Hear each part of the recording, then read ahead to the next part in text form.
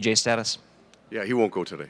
And with that, I assume Jesper's coming in? Correct. How much of a luxury is that to have a guy not only coming in with his experience, but a guy that was scoring goals for you only as early as last round? It's important that, fortunately for us, it's not his first time in the playoffs, so he hasn't been sitting for a long time, and he's had some pretty good success when he's come in.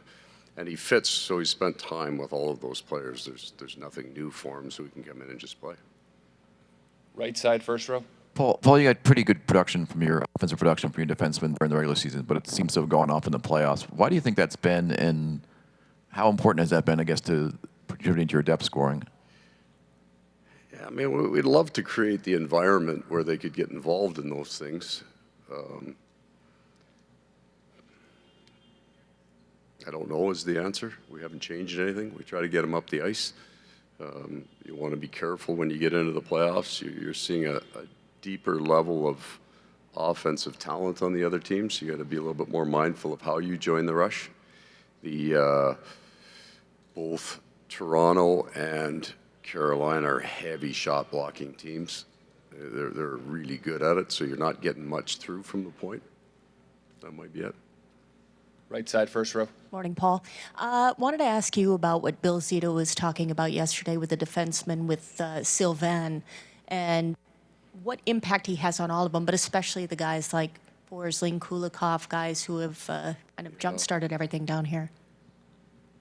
Well, I don't want to set, for me personally, because I never played in the National Hockey League, I felt I needed a player on both ends of the bench, so I've got Tuomo Ruutu up front. And Sylvain, the details of playing defense, I think it's just much better if it comes from a guy who knows all the small things, because that's a lot of playing defense. The main structure is the easy part, where your stick goes, when to press, all of the small things. I think experience matters, and he has that, and he spent some time coaching. But it's a personality fit as much as anything else.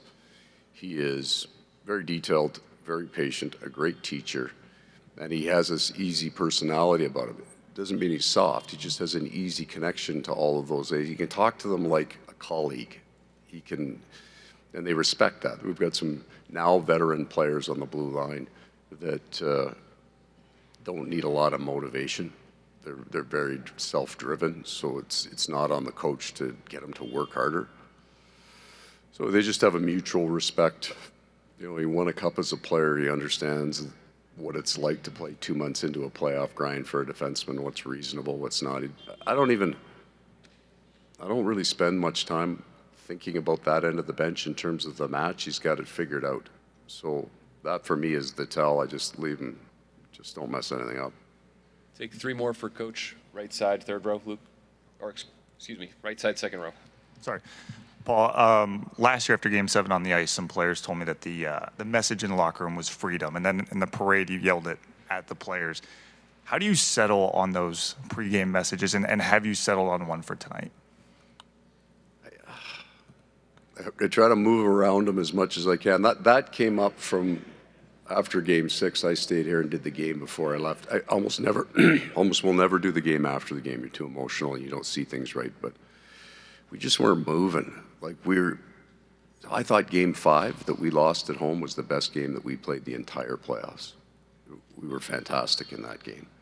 And I thought we started to tighten a little bit in Game 6, and I just didn't want that. So that wasn't a theme all year. It's just what the video looked like. We looked a little tight, and I just thought the team had earned the right to play with freedom. So that was a 3-day. I walk around the room, try to get a feel for what I think they need, and then at some point the words come. Right side, third row. Paul, how much more confident are you in Anton Lundell's abilities as a shutdown center this year compared to last year? How's he grown in that regard? Well, it started 2 years ago, and it started in the Toronto series, Series 2 for us 2 seasons ago. We got the lead, but at that time he's also playing with Sam Reinhart, so it's Luostarinen, Lundell, and Reinhart. And as soon as we got the lead on a team, they would take their elite line, pull them off Barkov and Bennett, and run them on Lundell. And there wasn't much we could do about it on the road, and they were good. So they kind of went into last year and stopped worrying about that match, and it's allowed us not to be a hard match team. There are nights that he heats up on the faceoffs that you actually want him left side on the D-zone draw. When Reinhart was there, we just start running him on all the D-zone draws because we had left and right-handed centermen. And I think they call him a mini Barkov. There's a reason for that. They view the game the same way.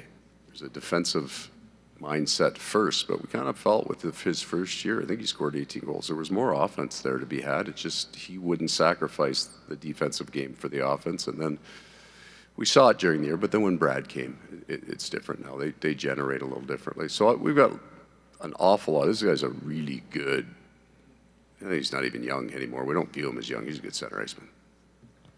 Last one, the second row. Hey, Paul, congratulations on making it to another Stanley Cup final. Thank you. Last year, after winning the Cup, you had a message for Winnipeg Jets fans and the team. You were saying that your hope is that the Jets get to the Stanley Cup. They didn't quite make it this year. I'm just wondering if you have any words for the Jets, their fans, and what you think they need to do to get over the hump. Yeah, get rid of their last coach was the right thing to do. Won a President's Trophy. I cheer for three teams, basically. I cheer for the Vancouver Canucks because of Jim Rutherford. I cheer for the Winnipeg Jets because of Winnipeg, and I was cheering for the Dallas Stars for Pete DeBoer. Right? If you put everything into this, and you're not cheering for the other team, you're cheering for your own team. But if you're going to lose, you want to lose to one of those three groups. That's kind of the idea. Now, my cheering for the team hasn't done them much good, it seems, but they've just got the right story in Winnipeg for the National Hockey League and what's right about the game. You saw it in the connection with what Mark Scheifele did to play in that game, the connection to his brothers. But that's not just a one-off. That starts at the top of that organization, and it fits very well with the fan base there. And they won the President's Trophy, and I think the Florida Panthers did a couple years before they got to the final. So I think they're right there. Thank you for your time, Coach. Okay.